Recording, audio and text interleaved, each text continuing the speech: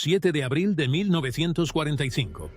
Pilotos de caza japoneses ascendieron al cielo matutino aguardando otra oleada de lentos bombarderos estadounidenses, pero encontraron algo mucho más peligroso: elegantes P-51 Mustangs, plateados cazas que nadie pensó que podrían alcanzar Japón. En ese momento, todo cambió. Las reglas de la guerra aérea japonesa, en las que habían confiado durante años, se derrumbaron, y la guerra sobre su patria ya no sería la misma. En la primavera de 1945, Japón se tambaleaba por un ataque incesante. Casi cada noche, las B-29 superfortalezas sobrevolaban, convirtiendo barrios en océanos de llamas con bombas incendiarias. Tokio, Nagoya, Kobe, ciudades antes intocables, fueron reducidas a cenizas y acero. Las fábricas fallaban, el transporte flaqueaba y los ciudadanos vivían con miedo constante a la próxima sirena. Esta no era la guerra prometida por líderes japoneses, una donde vientos divinos protegerían la patria. Fue una prueba diaria de resistencia, pues el país sangraba bajo el poder aéreo americano. Para los pilotos de Japón, los cielos fueron un escenario de orgullo. Al principio de la guerra, el caza cero dominaba el Pacífico, temido por su agilidad y su alcance mortal. Pero en 1945, esa fama decayó. El Cero fue superado por diseños estadounidenses nuevos. Su débil blindaje y motor no eran rival para aviones como el Hellcat y el Corsair. La guerra era una lenta caída en picada.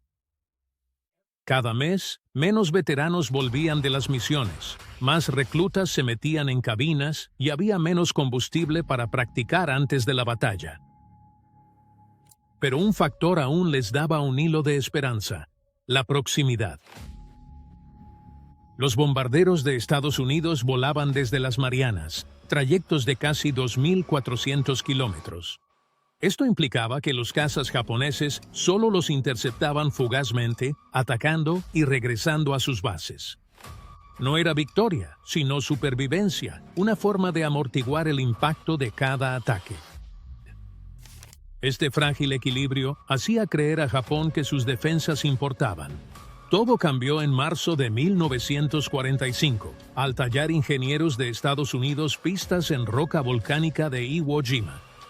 De repente, los cielos de Japón estaban al alcance de bombarderos y cazas. Los defensores aún no lo sabían.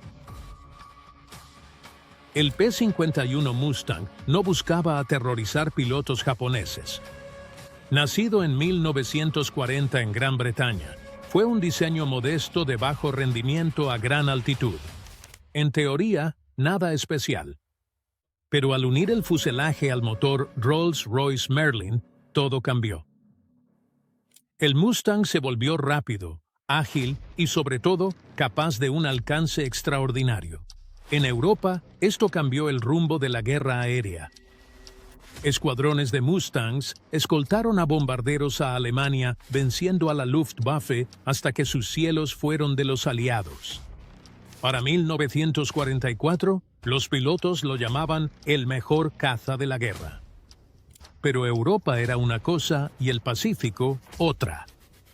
Aquí, las distancias abarcaban un océano infinito, y los cazas de un solo motor fueron desestimados para la escolta de largo alcance. Un fallo en una bujía, un error de cálculo del combustible, y el piloto desaparecería para siempre entre las olas. Para los planificadores de Estados Unidos, esto dejaba un hueco peligroso. El B-29, por muy avanzado que fuera, no podía protegerse de enjambres de interceptores japoneses. Sus ametralladoras ayudaban, pero las pérdidas crecían por cada misión desde las Marianas. Sin escoltas, la ofensiva de bombarderos se estancaba. La solución llegó de Iwo Jima. Aunque pequeña y muy disputada, la isla dio a Estados Unidos una base avanzada crucial a solo 1.046 kilómetros de Tokio. Desde sus pistas de arena, los Mustang con tanques de largo alcance apenas lograban la ida y vuelta. Era una apuesta a la ingeniería, la gestión de combustible y puro coraje. Mas, una vez logrado, transformaría la guerra. Para los comandantes japoneses, la sola idea parecía absurda. Nadie creía que un caza monomotor pudiera escoltar bombarderos tan lejos. Desafiaba la lógica del alcance y la autonomía. Esa confianza se quebraría el 7 de abril de 1945, cuando los primeros P-51 Mustang sobrevolaron Japón, más lejos de lo pensado, y demostraron que la patria ya no estaba fuera de alcance. La mañana del 7 de abril amaneció clara sobre Honshu. El monte Fuji se erguía cual centinela, su cima nevada visible a kilómetros. Para los pilotos japoneses que subían a sus cabinas, parecía otra salida desesperada contra los temidos B-29. Ya habían librado esta batalla innumerables veces. Despegar, interceptar, golpear fuerte y retirarse para preservar la poca fuerza que quedaba. Pero ese día, ese ritmo familiar se rompería. Al acercarse los bombarderos, algo les llamó la atención. No eran solo los grandes gigantes que solían emboscar. Elegantes cazas plateados los escoltaban con sus morros brillando al sol. Los pilotos parpadearon incrédulos, creyendo que era un truco de la luz. Pero las formas se aclararon, inconfundibles. Eran cazas monomotores, pero no cazas Zero ni Franks. Eran americanos, eran Mustangs. El pánico se extendió por las comunicaciones de radio japonesas. Los controladores ladraban órdenes, mas la confusión reinaba. Nadie creía que tal aeronave lograra el viaje. La idea desafiaba su entrenamiento, suposiciones y el consumo de combustible. Y aún así, allí estaban, surcando el cielo con facilidad. Sus alas brillaban como cuchillos. Para los americanos, fue un momento distinto. Los pilotos de los grupos de caza 15 y 21 habían entrenado meses, sus Mustang modificados con tanques para misiones largas. Al aproximarse a las formaciones de bombarderos, la costa de Japón apareció. Fue un gran espectáculo, recordó un piloto. Una línea de naves plateadas que se extendía kilómetros, con el Fuji vigilándonos. Y entonces llegó el choque. Los cazas japoneses se alzaron en grupos dispersos, pero sus viejas tácticas fracasaron al instante. Atacar a los bombarderos los exponía a los Mustang que los acechaban. Las maniobras evasivas y ataques rápidos se volvieron letales al P-51, igualar su velocidad, ascender y derribarlos. Al final del día, los estadounidenses destruyeron 21 aviones enemigos, perdiendo solo 2 Mustang. Los números hablaban por sí solos. El equilibrio aéreo cambió, los defensores lo sabían. Para los pilotos japoneses, no fue solo otra misión, fue una revelación. El enemigo ahora podía combatirlos sobre su propia patria en términos que los japoneses ya no controlaban. Ese primer encuentro no fue solo por aviones nuevos. Se trataba de tácticas, entrenamiento y tecnología que chocaron, revelando cuánto se había rezagado Japón. Pilotos de Estados Unidos lucharon con un método pulido en Europa. Volaban en grupos disciplinados, cubriéndose y aprovechando la capacidad del Mustang para picar, ascender y alejarse a voluntad. Un caza japonés que atacara a un B-29 ya no podía esperar un escape rápido.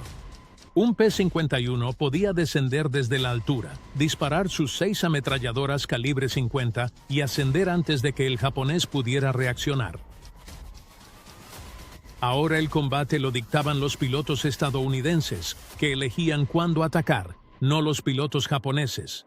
El entrenamiento contaba el resto de la historia. En 1945, Estados Unidos perfeccionó un sistema. Los pilotos experimentados rotaban a casa para entrenar reclutas, manteniendo el flujo y enviando reemplazos ya experimentados. Japón tenía el problema opuesto. Los veteranos morían más rápido de lo que podían ser reemplazados. Los nuevos pilotos a menudo despegaban con apenas unas pocas horas en máquinas de combate reales, volando aviones construidos con materiales cada vez más escasos y usando gasolina de calidad cada vez peor. Contra aviadores experimentados y el mejor caza de la guerra, la brecha fue devastadora. La logística también contaba. El Mustang era una máquina robusta y resistente. Su motor soportaba castigo y seguía siendo veloz. Sus radios daban coordinación precisa y su gran autonomía permitía a los pilotos estadounidenses conservar energía sin agotarse en carreras frenéticas. Mientras tanto, los aviones japoneses eran remendados con madera, tela y cualquier metal que aún pudiera fundirse en una economía en apuros. Cada encuentro era más que un simple duelo de habilidad. Era una colisión entre dos realidades industriales. Resultó en una creciente brecha de pérdidas. Aunque los pilotos japoneses lucharan valientemente, sus opciones disminuían. Las tácticas usadas contra bombarderos, atacar, disparar, retirarse, eran desastrosas ante cazas diseñados para contrarrestarlas. En la primavera de 1945, cada incursión japonesa buscaba sobrevivir, no vencer. El impacto del Mustang arrinconó a los comandantes japoneses. Las tácticas antiguas fallaban, pero la rendición era impensable. Así que recurrieron a medidas extremas. Ideas antes extremas, ahora se hicieron doctrina. La embestida, por ejemplo, había sido un último recurso, el tipo de acto que se realizaba solo cuando un piloto no tenía otra opción. A mediados de 1945 se legitimó como estrategia. Se entrenó a pilotos para usar sus aviones como armas, lanzándose contra bombarderos o escoltas cuando las armas no garantizaban resultados. Los manuales comenzaron a enfatizar el honor de sacrificar el avión y a veces al propio piloto para derribar a un solo enemigo. Junto con esto, llegó la introducción de nuevos aviones japoneses. Cazas como el Kawanishi N-1K George o el Kai-84 Frank mostraron destellos de potencial. En manos de los veteranos supervivientes, estos aviones a veces lograban sorprender a los Mustang, consiguiendo victorias muy reñidas que resonaban en la propaganda japonesa como prueba de que aún quedaba esperanza. Pero por cada éxito había muchas más derrotas. La escasez de materiales limitaba la construcción de estos aviones, y la falta de combustible afectaba el entrenamiento de los pilotos. Mientras tanto, la calidad de los aviones japoneses seguía decayendo. El aluminio, que fue abundante, escaseó, siendo reemplazado por madera, tela e incluso bambú en componentes. Los motores, carentes de metales adecuados y funcionando con combustible adulterado, tosían y fallaban a gran altura. El contraste era sorprendente. Las máquinas estadounidenses, miles de ellas, salían de las líneas de montaje, estandarizadas y fiables. Las máquinas japonesas parecían improvisaciones, algunas apenas aptas para volar. Aún así, los pilotos japoneses volaban. Su coraje nunca se cuestionó, pero solo el coraje no podía frenar la marea. Cada misión era un ejercicio de supervivencia, no de dominio. Los temidos defensores de los cielos del Pacífico se hallaban ahora en una lucha en la que la tecnología, tácticas y recursos se inclinaban en su contra. Y entonces, justo cuando intentaban adaptarse, la naturaleza asestó un golpe aún peor que los Mustangs, el 1 de junio de 1945. Sobre el papel, se suponía que sería otra misión de escolta de largo alcance. Mustangs de Iwo Jima custodiando B-29s de camino a Osaka.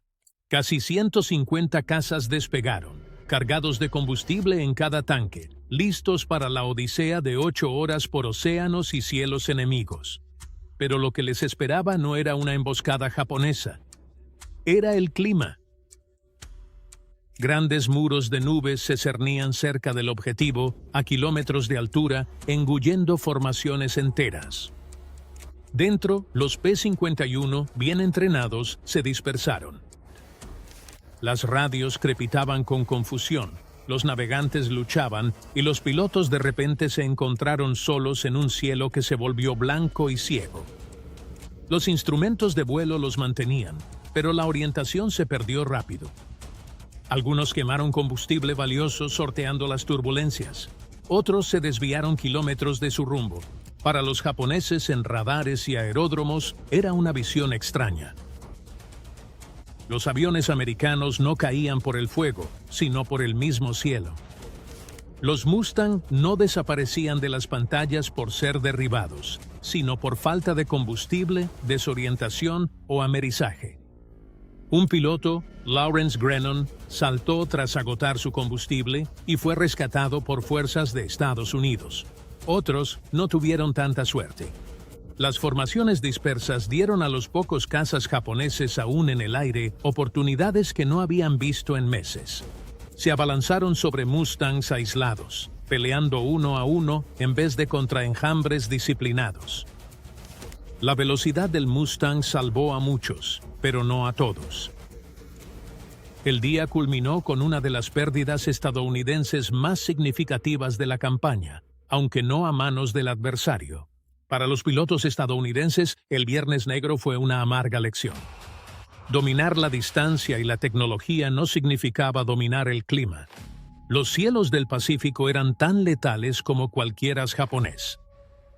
Para los defensores, fue un alivio fugaz, la prueba de que hasta el enemigo invencible podía sangrar, pero en el fondo, todos sabían la verdad.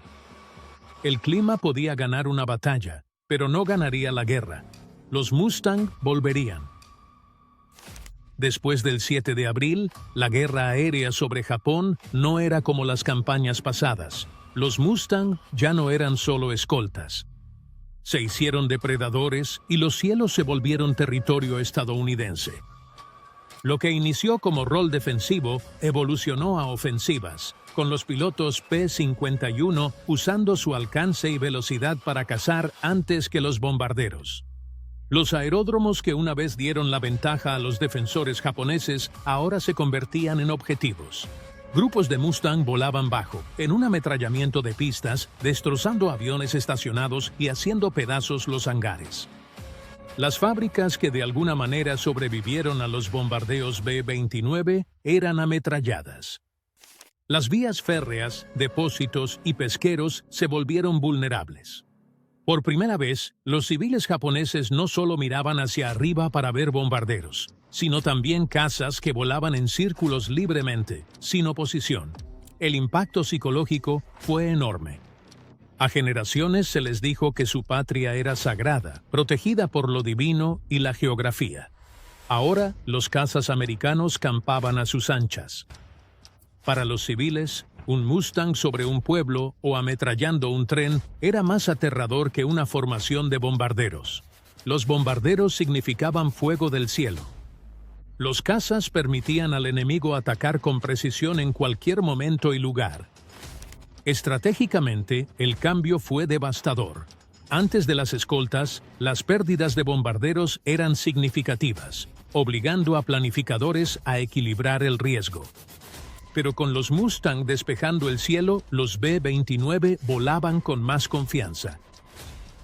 Los interceptores japoneses se volvieron más escasos y su supervivencia, al aparecer, era mínima. Cada incursión mermaba la defensa aérea japonesa, no solo destruyendo aviones, sino aniquilando la idea de que la resistencia era posible. A mediados de 1945, los cielos diurnos ya no eran de Japón. Eran de los Mustang y de los bombarderos que escoltaban. Y cada semana el desequilibrio se ampliaba. Más allá de estrategias y estadísticas, la guerra aérea también era resistencia humana. Para pilotos Mustang, cada misión empezaba con una negociación privada. Realmente podrían volar 8 horas en una cabina estrecha, gran parte sobre el océano vacío, y aún así luchar al llegar. El silencio sobre el Pacífico era opresivo. Solo el zumbido del motor Merlín, el horizonte infinito y la idea de que un fallo mecánico implicaba una tumba bajo las olas. Los pilotos describieron el costo mental vívidamente. Algunos admitían que el miedo no era el combate en sí, sino las horas previas, mirando el mar sabiendo que la ayuda estaba demasiado lejos si algo salía mal. Combustible agotado, medidores bajando, sudor picando en la máscara. Todo les pesaba antes de ver cazas japoneses. La tensión mental era un arma tan letal como las balas. Los pilotos japoneses soportaban otras cargas. Las intercepciones eran cortas, brutales e inútiles. Muchos sabían que volaban en máquinas construidas con materiales deficientes y motores poco fiables, pero aún así se ataban a sus asientos. Radios llenas de llamadas frenéticas, órdenes de embestir o últimos adioses. Para los reclutas jóvenes, apenas entrenados, era un bautismo de fuego casi sin esperanza de sobrevivir. Los pilotos capturados revelaron la confusión e incredulidad japonesa. No entendían cómo los Mustang llegaron. Veteranos como Saburo Sakai recordaron el impacto de ver cazas americanos en su patria. No era un enemigo cualquiera. Era la prueba de que las defensas de Japón, basadas en mitos y estrategia, habían sido penetradas. En ambos bandos, hombres apenas adolescentes conservaban recuerdos imborrables. El alcance del Mustang no se medía solo en kilómetros, sino en su impacto psicológico. Cada estela en los cielos japoneses quedaba grabada en la mente de quienes luchaban bajo ellas. En el verano de 1945, la defensa aérea japonesa casi había colapsado. Lo que antes llenó los cielos con interceptores, ahora eran misiones dispersas y desesperadas. Las reservas de combustible eran escasas, encontrar repuestos era casi imposible y muchos de los mejores pilotos de la nación ya habían muerto. Los pocos restantes a menudo volaban máquinas viejas, remendadas con madera y tela, usando combustible tan pobre que reducía la potencia del motor a la mitad. Frente a los elegantes Mustangs que llegaban desde Iwo Jima, apenas tenían oportunidad.